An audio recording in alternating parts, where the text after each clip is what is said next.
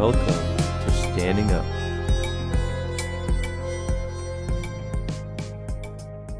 Welcome to the first ever episode of Standing Up. Before we get started, I want to share something with you. This is probably my 15th attempt to make an intro video. You know, first video ever, you want the intro to be perfect, the pressure's on. That aim for perfection makes it so hard to produce something good.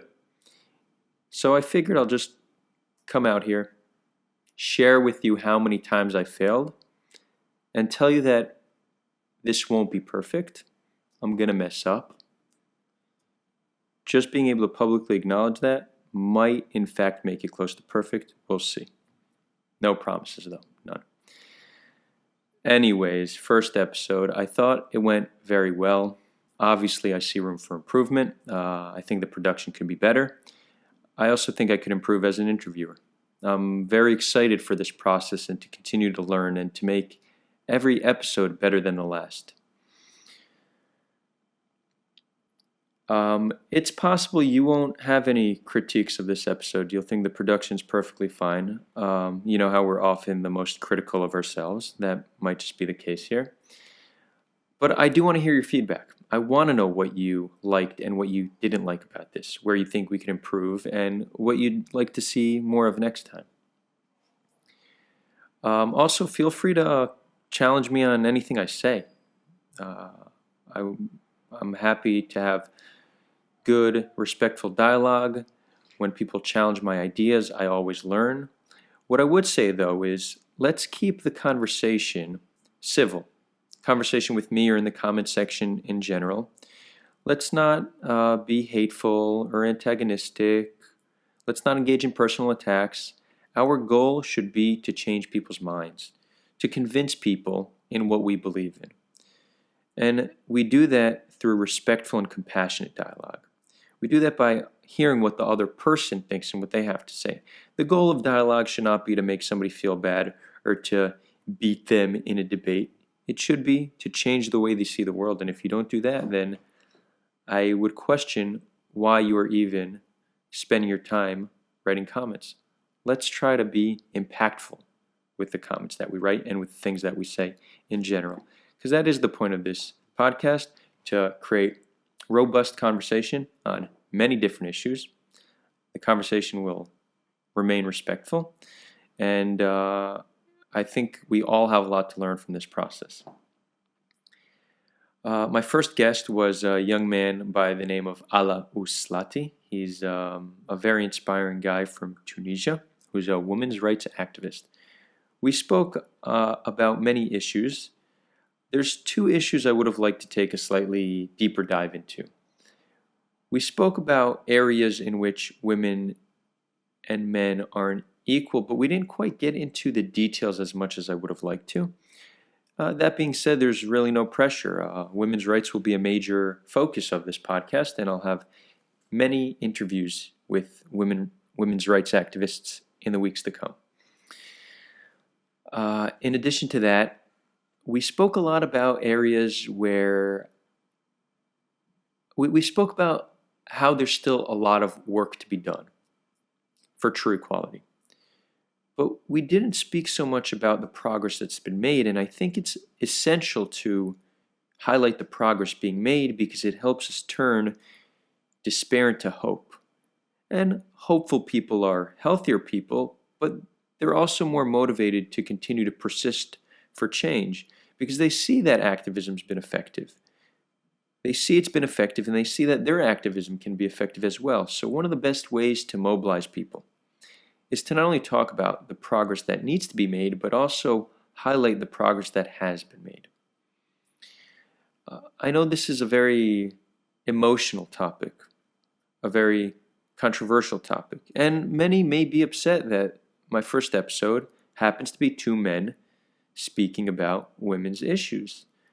And while I can understand that sentiment, I think it's important to view this not as two men speaking on women's issues, rather two people speaking on an issue that's deeply important to them. You see, we're all living here on this world together, and to make change, it takes all of us, or as many of us as possible. I think it's important to let everybody contribute to the conversation as long as they have that group's best interest in mind. So it doesn't matter what your race, gender, or sexual orientation is. If you care about a group and want to help that group, then I care to hear what you have to say. There's no specific reason why I interviewed a man before a woman. That's just how my interview schedule lined up. I do have many women that I will be speaking to in the weeks to come. I'm very excited about it. But yeah, it's just two people speaking on an issue that is deeply important to them. I hope you enjoyed the episode. This is the first of many, and it's really great to have you here with me. It's great to have you here with us, Ala. Thanks a lot. Thank you. So I don't know if you know this, but you are my first guest ever. So thank you for taking my podcast virginity. It's an honor. I felt very honored. So I think a common misconception in activism is people think that activists are generally people fighting for their own rights. But as history shows us, activism is normally people fighting for their own rights alongside those who have more rights joining those people in the fight. So I kind of see you as one of those people falling into that category because you are a male feminist. Mm-hmm. So what inspired you to join this movement to fight for women's rights? Yeah, I think activists in general, no matter what they advocate for, I think the one thing they all have in common, and they should have in common, is the fact that they are bothered and disturbed by injustices and by inequality. So it doesn't really matter if it's about themselves or it's about other people. Obviously, if it touches them, then they kind of feel it even more. If they are in the shoes of someone who's experiencing inequality, they might feel a little bit more passionate. But as long as they can see, they can observe, they can notice, and even experience injustice, inequality, I think that's what gives them the spark to become an activist, to raise their voices and to say something about it, to themselves, to the people around them, to the decision makers and to the world leaders. In my case, growing up in Tunisia in North Africa, even though we were being conceived as a modern country in terms of the region, as a region that is advocating for women, for minorities, but still I could very easily notice inequality, injustice. I could easily notice oppressions against women as a social category.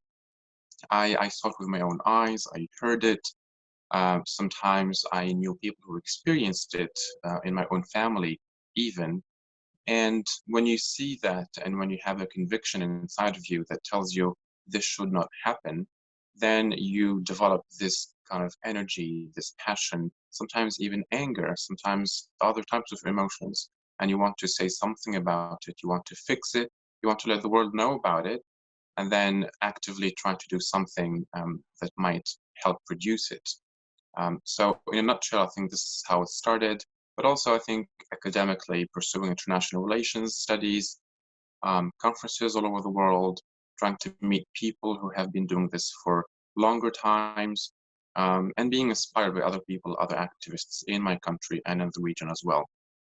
And it all came together and made me someone who's, who's passionate about advocacy, about human rights advocacy, more specifically about women's rights, which has been my expertise over the last 5 to 7 years. Was there a defining moment in your life when you decided that this is what you're going to do, that you're going to dedicate your time persisting for a cause? I think so, yeah. The first thing I studied was actually not human rights related. It was commerce and it was international business. And even though I had a passion about this, but for me, it didn't feel fulfilling. It didn't feel something that I could, have a passion about and invest my time and energy in. what I had a passion about and what I wanted to invest my time in was trying to fix things that I thought was wrong, things that I thought should not have happened. I would be reading the news. I would be trying to um, read about what's happening in countries I had never heard of when I was younger, in Nepal, in Argentina, in Colombia, and trying to learn about all of the inequalities and injustices and violations of human rights happening in these regions. And I think that's what made me realize I should probably look into my own community, my own country, and my own region, and see the numerous violations of human rights that have been happening for so many years. And the other thing that I think was kind of a spark, kind of the thing that made me open my eyes even wider was the revolution of 2011, which we all know about in Tunisia, which started in Tunisia. And that revolution has opened my eyes to the many violations of human rights that we didn't even know existed. We were living with them. We thought this was the status quo. We thought this was how things were supposed to be. And then you open your eyes and you realize that you've been lied to. You've been living in a bubble.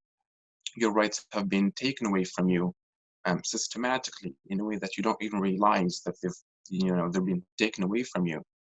And from Tunisia to Egypt to Libya to Syria, I know the entire region is kind of taken part in this human rights advocacy movement. And, even though we lost people during that revolution, I'm still forever grateful for this opportunity that happens once in a lifetime, that opens your eyes to the world so you can see better and know better. It kind of reminds me of my story to activism, which interestingly started on a military base in the Israeli army, which is not the place you'd think it would happen. But you never know when that life event's going to happen that will light that spark in you, that will push you to be, someone who's working towards a greater cause. So that definitely resonates with me. So Absolutely. Yeah. So, what is the current state of women's rights in Tunisia and the region?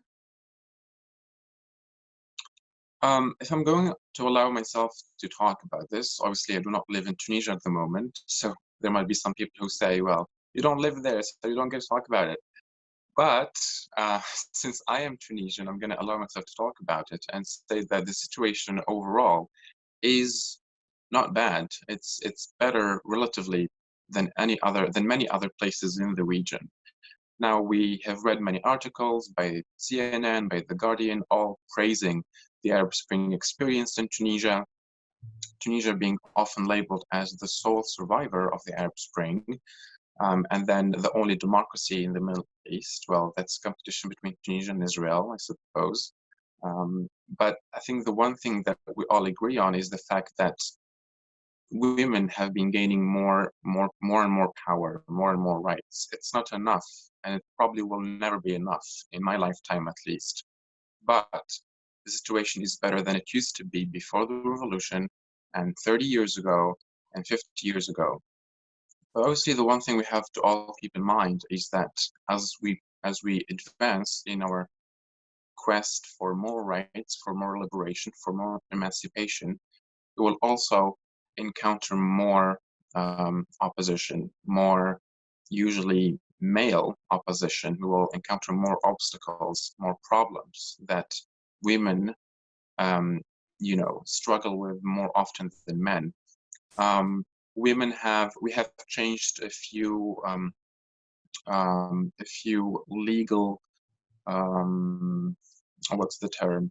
Um, legal um, authorities, I would say, because some of them were in the constitution, some of them were in other legal transcripts. So it's not really in every aspect of Tunisian women's lives every day.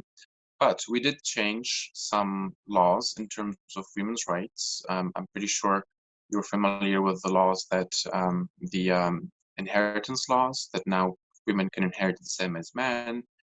other laws such as traveling without a male guardian. So these, what us to seem simple laws and simple regulations for women, it makes a lot of difference to be able to have their freedom, to be able to travel freely, to inherit equally as their male counterparts, as their brothers. And luckily, we have a society that is somehow flexible, that is open-minded, that opens up to these changes and is not opposing these women's rights changes, as we saw in other countries like in Egypt, for example, where there's more opposition towards the emancipation of women. But also at the same time, for example, the last cabinet that has been revealed in Tunisia after the last elections was quite disappointing because we only saw 4 female ministers in a cabinet of many, many men. So as I said, this is an ongoing fight.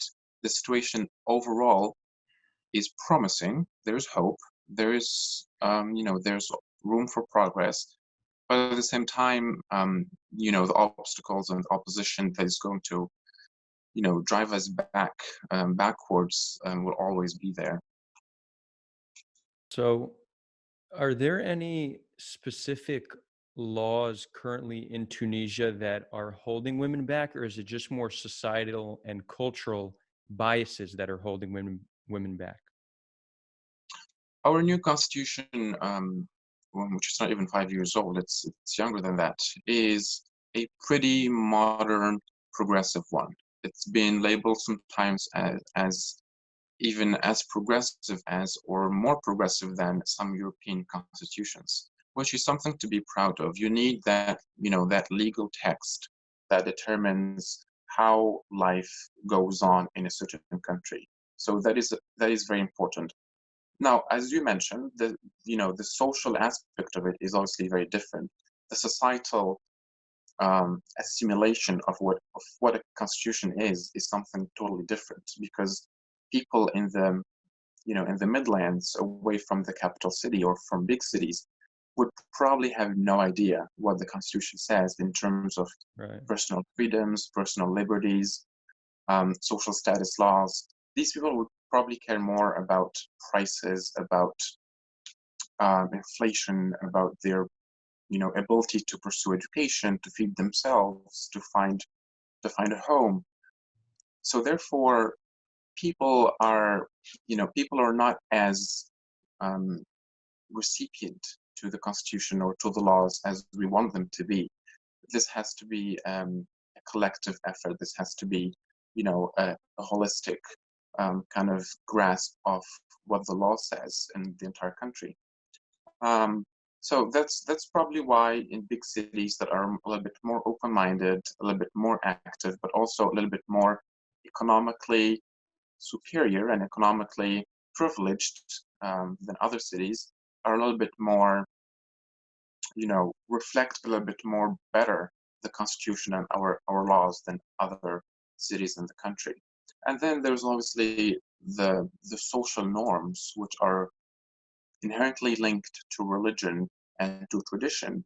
And these, no matter how progressive your constitution is or your laws are, will always be a very solid base in terms of the way the society functions, because it's very difficult, sometimes impossible, to try to change something so so innate and so um, strong in people's minds and people's traditions. Even with the constitution, you can't even change that.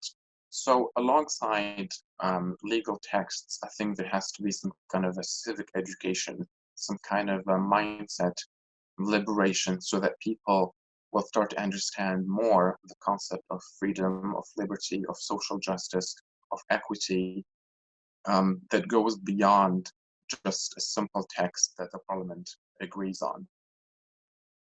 And that really comes from the bottom up. That's a societal change we need more than a legislative one. At least Exactly. in Absolutely. the Tunisian example. Exactly. One very simple example um,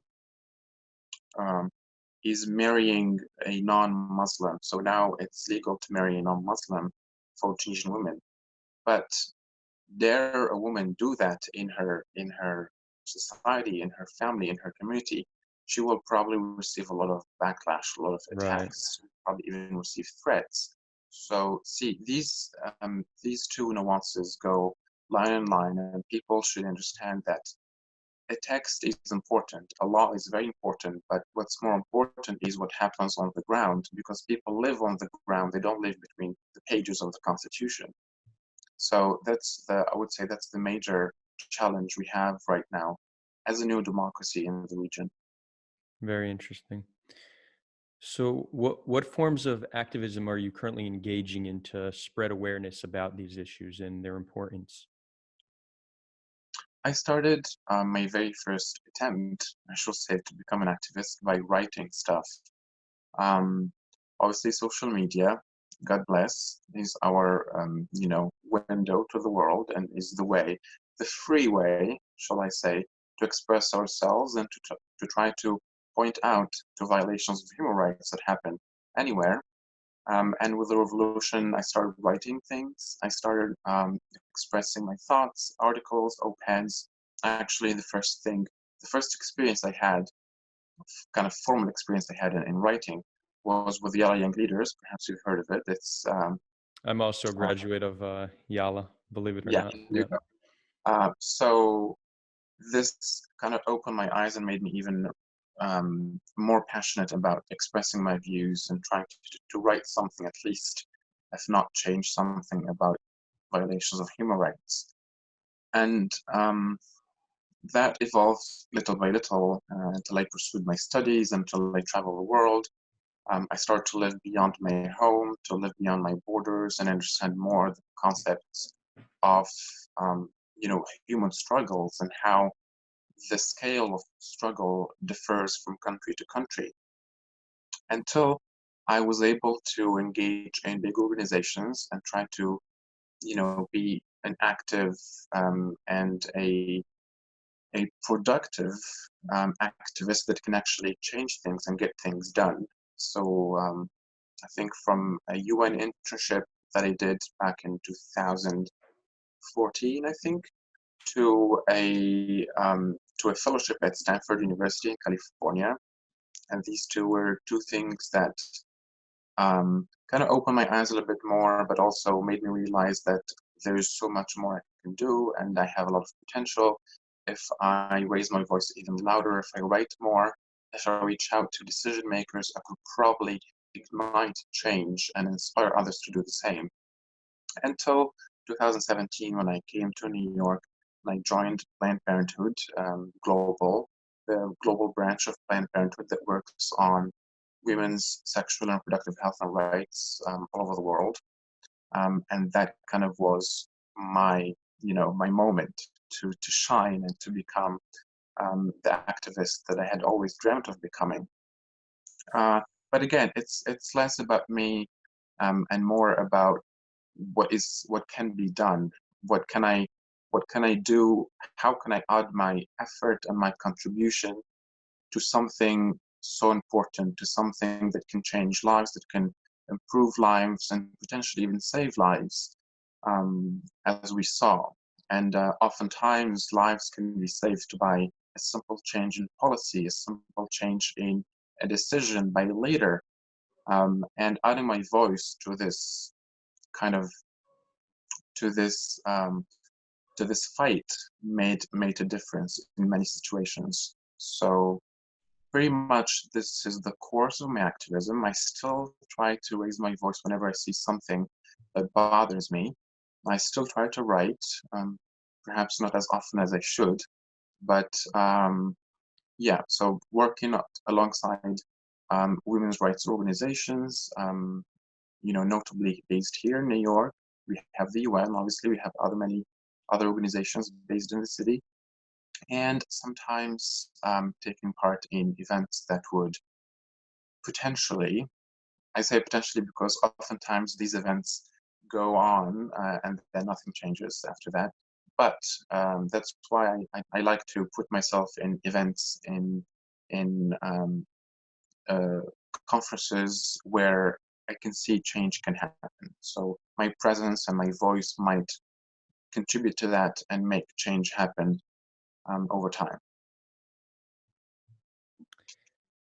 So, just for the listeners and viewers, we mentioned Yali Young Leaders. I just want to give them a little bit of background on what that is, just in case they're wondering. And it's actually a quite cool similarity between us.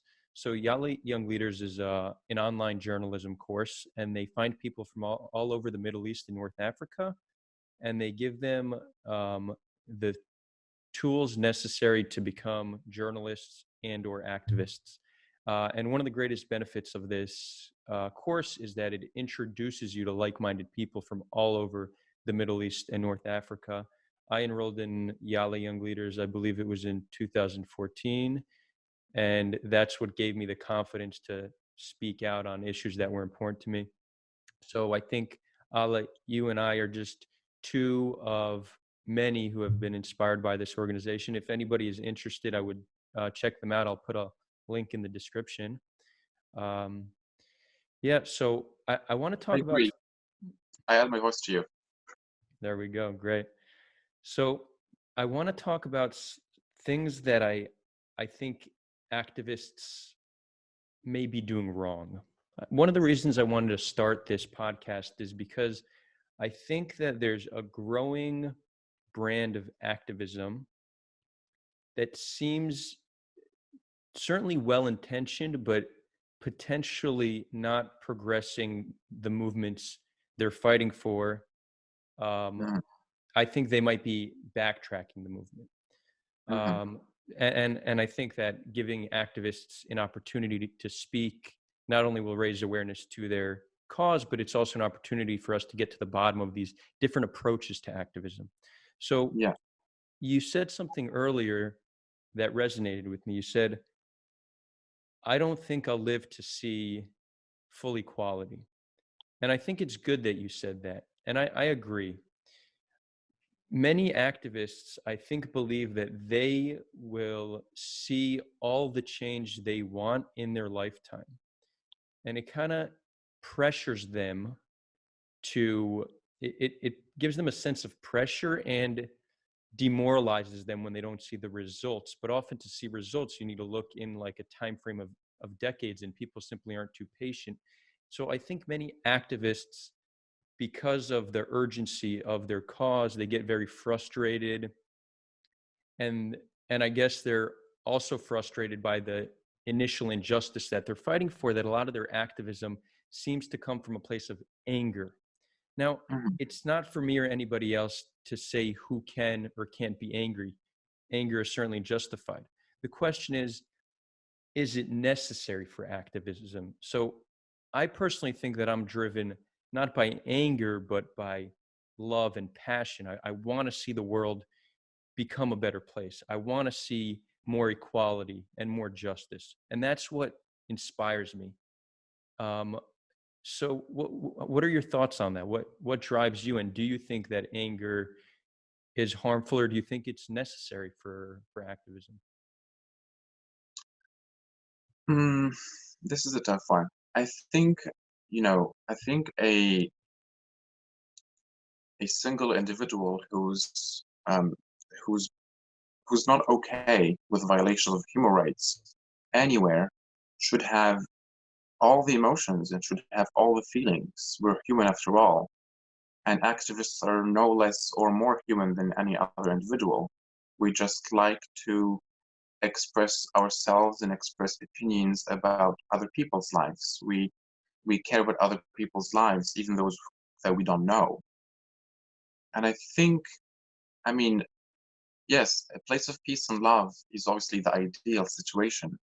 To be a pacifist, to be a peaceful change maker. We all talk about peace building, and peace building is obviously more important than reconciliation and then trying to fix, a broken system, trying to fix war, trying to fix conflict. It's better to start with the basis of peacefulness, of people respecting each other, so that we don't go to the phase of, keeping peace and trying to reconciliate and forgive each other, and so on and so forth. But sometimes, let me tell you, I've been to places where, I could see the struggle in people's eyes and people's lives. that I no longer find peace and love and peacefulness in my work, in the way I approach this problem. If we want to talk about coexistence, for example, and respecting each other's religions, each other's cultures, I think a place of peace and love is the way to go. Because if I'm going to attack my Jewish neighbor, my Muslim neighbor, my Christian neighbor, my atheist neighbor, because of their beliefs, I'm not going to get anywhere. So to start from a place of respect, of coexistence, of peace is the best thing to do in these scenarios. And try to build up on that to find common ground, to find common ideas, and to unite each other and be brothers and sisters despite our cultural beliefs and cultural differences. But then sometimes you go to a place where they mutilate women because they have, different organs than men. You go to a place where they kill people because they have different sexual orientations. You go to a place where they shame women for getting abortions. They beat them for getting abortions. Sometimes they would kill them for getting abortions. You go to a place where people's lives are stolen from them because of injustices in the economic system, injustices in the legal system. And in these situations, I don't think I'm gonna feel any peace or love in my heart, to be honest. Hmm. I think I'm gonna be quite enraged. And Right. I think and I think I should be. I think being angry in these scenarios is the best thing to feel. Because, well, obviously you can be angry and just angry and full stop. That's obviously not helpful to anybody. But the best scenario, the ideal scenario would be to be angry and then do something about it. Raise the question the system, tell people about what you saw, about what you heard, and eventually approach those who make the decisions, approach those who have power, even attack those who have power if they're not doing a good job, and try to shift the system, try to change the status quo to be able to make a change. And oftentimes, I mean, throughout history, anger has kind of changed a lot of things. Even here, I mean, I'm blessed to be here in the States. I love this country to death. But also at the same time, sometimes I see things that leave me just puzzled. Like, how on earth could you think of doing this to a human being? And that could not leave you anything but angry. Um, and a lot of change makers. Well, yesterday was Martin Luther King Day, and we all talk about his peacefulness, how he's approaching things with such pacifism, with such an open heart and a loving heart. But also, he was very angry towards the injustices and towards the inequalities. And because he was angry, he took on, he went on stage and he took on the responsibility of being an advocate, of being a spokesperson for his people, for everybody else in this country, actually. And the best way to go is to channel that anger, to channel those emotions, whatever you're feeling, towards something productive. As long as you're being productive and you're making a change happen in a certain situation, I think that's what matters the most, right? I agree. And you make a very good point about anger that it's natural to feel both. And I agree. It's not that I never feel anger, but there's certainly a stronger driving emotion. But I also need to acknowledge that I'm speaking from a place of privilege here because I don't feel like I'm lacking rights and I don't feel oppressed or that there's many injustices towards me. That doesn't mean I don't get sad and have bad days and sometimes struggle in life. I mean, humans are humans regardless, you know, how much privilege they seem to have. But it's true that I don't feel like I'm under attack. So it's much easier for me to stay calm Mhm. and not feel angry. So I do recognize that. And I do recognize that anger has been a very powerful driving force throughout many centuries now. I guess I have two main concerns about the anger. And I don't say this because I don't want people to feel angry anymore. I just think activists part of part of changing the world, I believe, is also changing ourselves. So I think there's always introspection we need to have to see how we could improve and evolve as people. So if we could learn how to manage anger better and convert it into something more positive, I think that would be beneficial for all people. Mhm. Now, my concerns about anger and activism is they hurt the activist. If you're living life angrily, then Mhm. that is anger sitting inside you. Now, take somebody who is equally as oppressed as an activist, but has come to decide that, you know what, this is life, this is how it is, I'm not going to fight for it. That person, although they're not fighting the good fight, they may live a better life because they've come to acknowledge that there's nothing they can do about it. I'm not Mhm. endorsing that idea, because I think we should stand up for what we believe in, but the idea is that anger seems to directly affect our well-being negatively. Mhm. Another adverse effect of anger is it seems to spill over, and there might be other explanations to this, but if you're a woman and you've been abused by men and mistreated by men, you get angry. That's justifiable, understandable. But it seems like, and this is many men's concern about today's feminist movement, is they think that it's an anti-male movement. And people who understand feminism know that that's not the case. It's not anti-male, it's pro-woman. But it seems like a lot of the anger that comes with this movement seems to spill over to be to be anti-male sentiment and not just anti inequality sentiment. So Mhm. do you feel like there's like how do you feel about that anti-male sentiment? Do you see it? Do you experience it? Well, let me ask you something. If a man says he's bothered by feminism because it's an anti-men movement, I think that by itself says a lot about who's angry. It's not the woman who's angry, it's the man Well, because of this. perhaps it's both though, right? The woman should be angry and should Mhm, continue to be angry for maybe centuries because throughout history, it's been always this category under this category. It's mhm. always been women inferior in their rights to men until this very moment. So, do they have the right to be angry? Absolutely. If men are bothered by that anger, then it says a lot about them. Then they are bothered by the quest for equality, the quest for justice. They are bothered by people trying to make life better for other people. They are bothered by literally just equality. And I agree, sometimes the way to approach women's rights or to approach gender equality can be a little bit aggressive, can be can come from, places of frustration, of anger. Sometimes it can be even violent in certain situations. But all of this has to be understandable. It has to be, I can always find a way to justify this. There are ways that are better than others, that's for sure.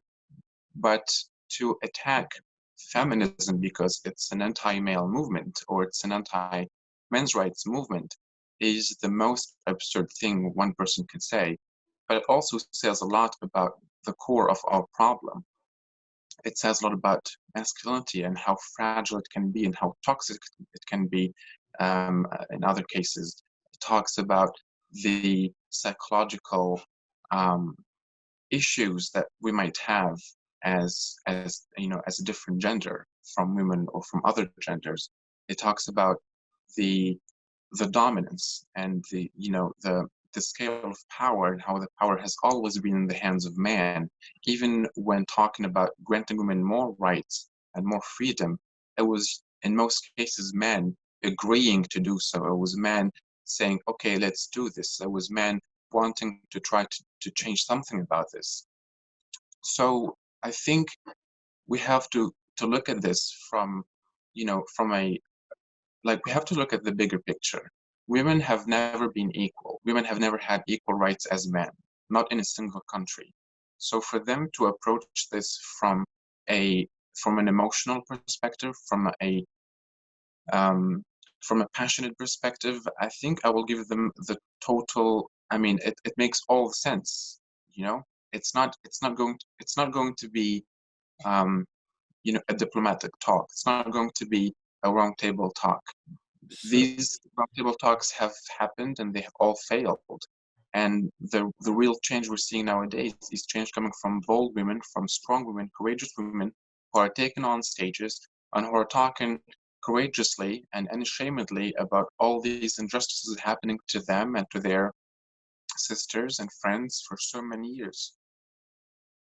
So I definitely get what you're saying, and I agree for the most part. I think one difference in how we see things is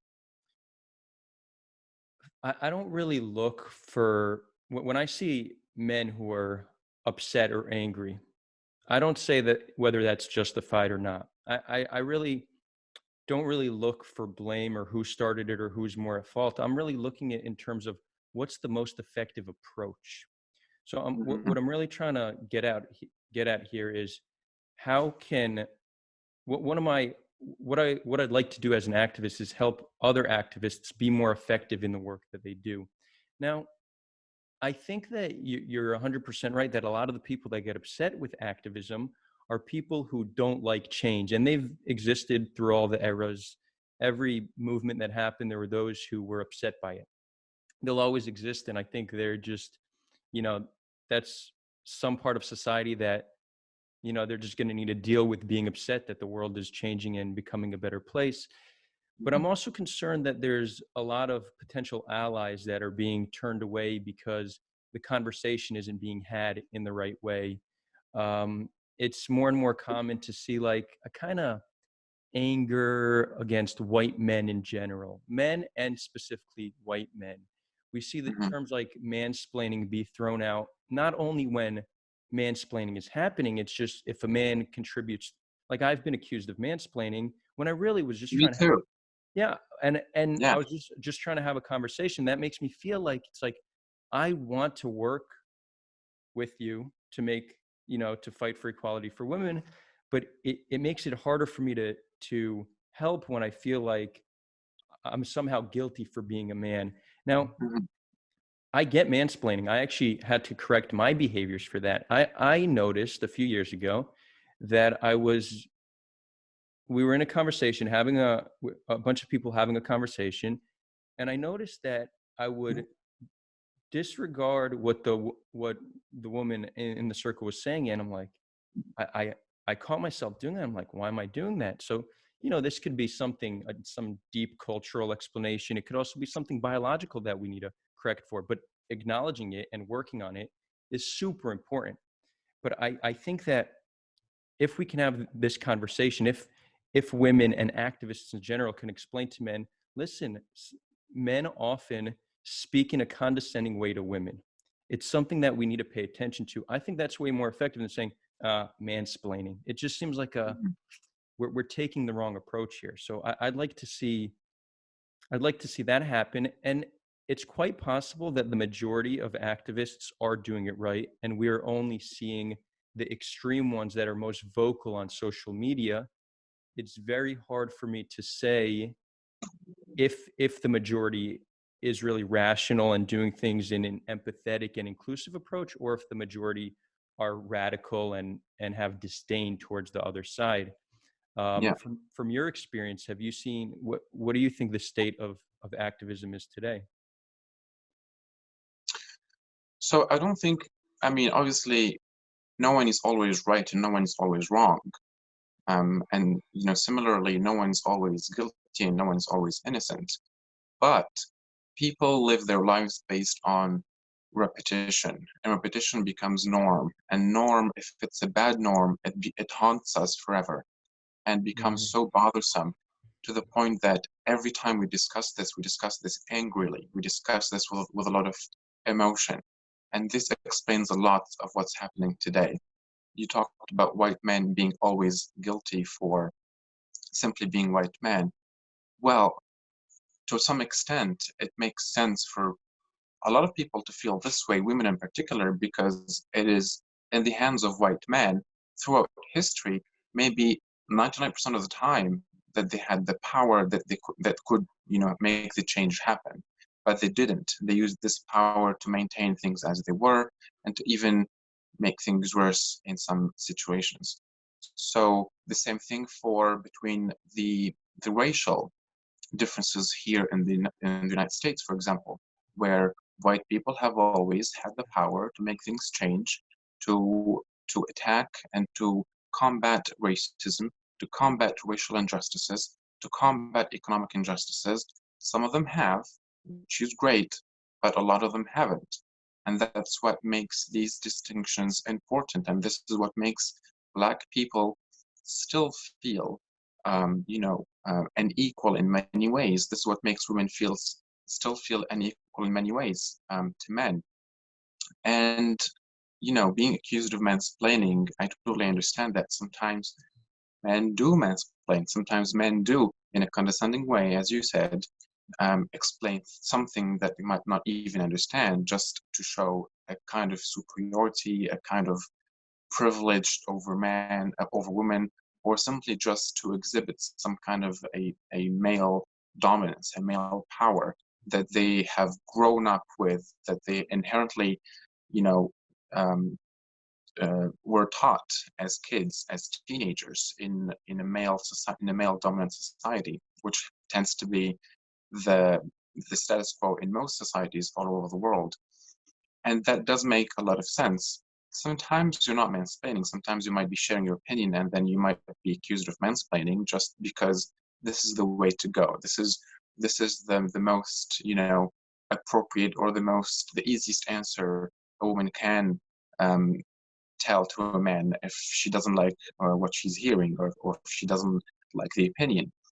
Um, but again, it's all understandable. It all comes from a place of injustice, of a place of inequality that make women say such a thing. I mean, the term mansplaining exists and the term women'splaining doesn't exist. That by itself should say a lot, because we've always had men explaining things, men deciding over things, men controlling things, and it hasn't been the other way around. Otherwise, we would have something called women'splaining. The same thing for men's rights. People talk about women's rights, and we have these major organizations with multi-million-dollar budgets and people coming from all over the world to these conferences to talk about women's rights. But there's no such a thing as men's rights. And this bothers a lot of men. And I'm not blaming them for being bothered, for not having a conference about their rights. But this should tell us why. This by itself should tell us the reason. The reason is because historically, almost everywhere, it has been the same way. Male controlling female, and women not having enough rights, not having any rights sometimes, and trying to struggle for their lives to make those rights happen, to get their rights back, and to be free. And that's exactly why we don't have something called men's rights. And for men to be bothered by that, to want to have a men's rights movement, am I going to attack them and say, no, don't have men's rights movements, or don't defend your rights? No, I'm not, because that would be absurd. A man has to defend his rights as well, just like a woman has to defend her rights. But am I going to invest much of my time and effort and voice into helping a man advocate for his rights versus a woman advocating for her rights? I don't think so. Sometimes you can find in certain situations men struggling more than women. I don't know. For example, if you talk about coal mining, women usually don't do this job. It's usually a male job. And a lot of them die. A lot of them get cancerous diseases. A lot of them struggle in unimaginable ways. Am I going to defend these workers and talk about their rights? Absolutely. But I'm not doing so because I'm a pro-men's rights activist. I'm doing so because I'm pro-human rights. I'm a human rights activist, right? When it happens to women, that's a women's rights issue, because usually these issues are continuous. They continue to happen and they don't change. The male dominance in a family, in a household, the social inequality, the economic opportunities that they don't get, the health care that they don't get, the education that they don't get, the sexual harassment that happens to women so much more often than men. That's exactly why there has to be more effort, more time, and more investment of time and energy into women's rights. But I mean, I would love for us to have one day something called a human rights period, full stop, and that would include every gender. but it's not going to happen in my lifetime, unfortunately, because we still function as human beings according to genders, according to races and sexual orientations and religions. And we need a lot of time and work and maybe centuries of time to be able to erase these labels and these notions and just think of ourselves as a species. Well, now we kind of have to because climate change is threatening our existence. So we're talking about the human species versus nature. But I think it's a work in progress, and like any other thing, it takes a long time for culture to change, for norms to change. It doesn't happen overnight, and the only thing we can do is to try our best, so we can at least make some change in our lifetime, so that the next generations after us will do the same. Great. So I think we're on the same page here about most things.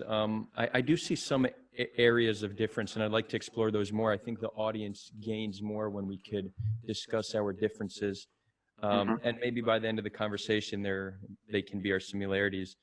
So you mentioned that you could see a justification for white men or men being guilty because throughout history, they have always been in a position where they could do more and they haven't. Now, I didn't say they're guilty. I said I can understand why women sometimes might label them as guilty. I can okay, understand that statement, that opinion. okay, fine. So I'm I'm happy we not saying anyone is guilty. No. okay. Well, I'm happy we clarified that. But what you're saying is true that many do believe they do see this. There's this blame and there's guilt towards an entire gender because of the notion that they could have done more. And I have trouble with this notion because it really it groups men into one monolithic category, and I think we need to step away from viewing the group and trying to see the individual as best as possible. So if you look historically, most people throughout history were dirt poor, and their main concern was putting food on the table. They weren't in any position to impact change. Most men today, living in a world with abundance where we don't need to fight as hard to put food on the table, we are in a position where we could do more, but many aren't given the tools from a young age to know how to do more. So I think that the blame and the thinking that men should be guilty, I just think that's counterproductive because it's a wrong way to view men. Men are not a monolith. We're individuals. We all have our own story. And in many instances, historically, women of privilege, wealthy women, may have had way more influence than a poor man. So, and even today, that may be the case in many instances. Um, but in addition to that, it also has the potential to make men become defensive, and maybe that's them being fragile. But if a man who is living their life to the best of their ability just wants to do good, and all of a sudden somebody tells them that they're doing wrong, Mhm. that might not be the best approach to explain to them the injustices and bring them on board. So I think this is really an area where there needs to be more conversation on this, because I think activists need to step away from the blame and Yeah, turn it into more of an education process. I think no one should be blamed by anyone, and until they are caught in the action, until they are caught in a situation where they shouldn't do that. Then I'm gonna blame I them. agree. You're I just agree. living there, but minding your business, having coffee, getting drunk. I'm not gonna blame you. That's your life. Right. But here's the thing. Do you think that most men on this planet are feminists? Do you think most men on this planet are like you and I, believe in equality? I think most men, if you ask them, will say they support equality, but they won't do anything to progress that. So they'll say yes, but they're not active in the pursuit. That's my feeling. And then I I think there's a actually disagree. minority. Okay. I don't think men on this, like all men on this planet, I don't think most of them are feminists. And we're talking about more than 1 billion men, more than 2 billion men collectively in India and China. We're talking about hundreds of millions of men in Nigeria, in Brazil, in the US, in Russia. And I don't think most of them are feminists. So and I'm not saying most of them are anti-women's rights. I'm just saying that most of them are not proactively or actively or making any kind of effort to believe in, to advocate for, or to live in a world that is equal for both men and women. And which also means that most men are not bothered by inequalities and injustices affecting women in their circles, in their environments, and they would just go on about their lives. So if you're on the train and you're men and there's an instance of sexual harassment or an attempt of sexual harassment to a woman next to you, and you do not react, you let that happen, then I'm going to have to label you as guilty because that's the way it should be. You're not playing your role. We live in this world together to advocate for each other, to correct what's wrong, to try to raise a flag when there should be a flag raised. And if you don't do that, then by default you are complicit. Probably not as grave, as serious as the perpetrator themselves, Right. but you still let that happen. And most women view the world, view this earth as that. Most women live in a place where men are okay with violations of their rights, where men don't do anything to correct a wrong, to try to raise a flag. And I mean, unconsciously, that gives them the impression that it's them versus men. It's their rights versus men. It's their freedom versus men.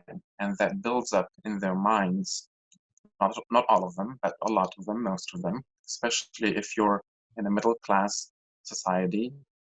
This will develop an idea in your brain that your development and your emancipation and your shining in this world depends on how men can let you do that, depends on how further you can do that, depends on whether men are going to let you or not.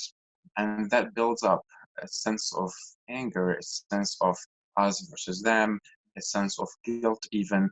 And that's what make women sometimes label men as guilty, even though they didn't do anything wrong and they're just living there by themselves. And the second thing is privileged. Privilege is, you can never feel privileged and how important it is and like the actual weight of privilege until you lose that privilege, right? And that's exactly why we take, our rights are granted as men. We take our, you know, our prosperity in education and healthcare and professional work for granted. Most of us haven't been in the shoes of someone who's denied all of these life rights because of their gender. And that's also something to keep in mind. If I've been privileged my entire life, then I should realize that. I should work to make this no longer a privilege, but a human right for everybody. And I'm going to make sure that people who don't have this privilege, have the opportunity to not only taste this privilege, but also make this privilege a norm, make it a status quo. And that's what we should do as men. That's what white people should do in a society that has both white people and people of color. That's what straight people should do with people of LGBT communities.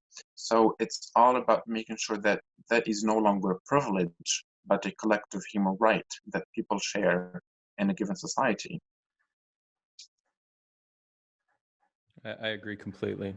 And you convinced me that I was wrong with saying that most men believe in equal rights, because that's true. If you do consider the entire world, it's not nearly as progressive as the places I've lived. So again, I see it through the lens of a Westerner. I'd say in the West, probably the majority do agree with equality. They're probably not doing enough. Mhm. But in many other places of the world, like you correctly stated, they don't even think that women deserve equal rights. So there is still immense work to be done. I completely agree with you on that. Um, before we wrap it up, is there anything else you'd like to say? Maybe a message to the world about what more they can do? Anything you'd like to leave it with? Um, I mean, I think in the beginning you said that people should realize that feminism is not an anti-men movement, it's a pro-women movement. And that's also a little problematic because saying that feminism is a pro-women movement or a pro-women initiative is sometimes it doesn't reflect the actual idea behind feminism. And I mean, people can sometimes say they're feminists and they might be understanding this totally in the wrong way. They might be doing something they shouldn't be doing. They might be the worst embodiment of what feminism is. So what we want, what we strive to do as activists, as gender equality activists, as feminists per se, is making sure that people see this movement as an opportunity for people to live together and have the same rights. This is not about, you know, this is not about being pro-women because sure, we are pro-women because we want women to have the best lives they can, but that doesn't stop there. We also are pro-man because we want men to have the best life they can as well, and those who don't identify as neither man nor woman. So everybody, to be honest, we want people to prosper together and to realize their dreams together and to not have any obstacle on their way that is based on their gender, on their gender expressions or sexual identities or whatever. So to try to label this as, pro-man, anti-woman, I think is the worst thing we can do as activists. One of the conferences I've been to in the Middle East, one of my dearest friends and activists said, we shouldn't be, we shouldn't fight inequality, we should rather promote equality. And for me, that was such a shock because saying that we shouldn't fight inequality, but rather promote equality means that we shouldn't be bothered by anything that is wrong. We should only, you know, um, strive to do things better and try to improve our lives from, an equal standpoint. But that's not the case because people are not equal nowadays. So we have to correct what's wrong. First, we have to make sure that women catch up to men into the ladder of society, into the ladder of economic opportunities, healthcare, and education. And then together, once we're at the same level, men and women, um, black people and white people and people of color, straight people and LGBT people. Once we are at the same level, at the same basis, then we can maybe start over and try to build our lives in a better way, try to live a sustainable life, try to be a little bit more, conscious about our environment. And this is exactly how even the most existential of questions, which is the climate change question, isn't even an equitable one because telling women of color or telling, I don't know, ethnic minorities or LGBT people, hey, you should do more towards the climate, is such a problematic question because these people have their rights denied. These people don't have the rights to get healthcare, to walk on the streets sometimes, to be themselves, to use pronouns they want to use, to travel freely, let alone ask them to become pro-climate change, ask them to recycle, ask them to be more mindful of their environment. So this is the biggest question. How are we going to ensure people are going to be at the same level?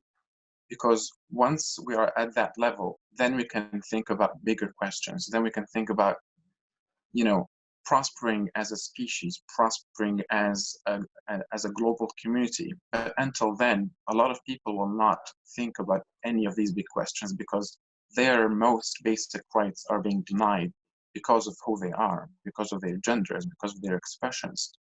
And that's what we're trying to do. We're trying to make people catch up to that level and, no longer strive to privilege or strive to opportunity, but strive to a basic, decent human life. And this applies to all genders, this applies to all societies, to all cultures, ethnicities, races, and religions. And I think until then, And not to interrupt, but it's important to mention also socioeconomic classes, because I think that's one of the greatest disparities of privilege comes down to socioeconomic. So if we put people in money's hands, then they could deal with the climate and anything else, and even fight for other races and genders just as much. absolutely. And perhaps the last point I should mention is that oftentimes, unfortunately, on this planet, change is in the hands of people with money and power and people with political authority. I mean, there's only so much we can do as activists and as individuals, but sometimes change is actually very easy and could happen overnight if a single person signs something or changes something in the way they deal with money or with in their connections with other people, with decision makers. But unfortunately, we live in a world that is controlled predominantly by money, by data, by stock markets, by big corporations, and oftentimes, like here in the States, for example, a lot of change that will impact people's lives is actually in the hands of these people, of these corporations, of these decision makers, and that also should be part of our agenda as activists. Completely agree and beautifully said. Thank you so much, Allah, for your time. It Thank was you. really a pleasure, and continue standing up for something so important. You too. Likewise. Thanks a lot.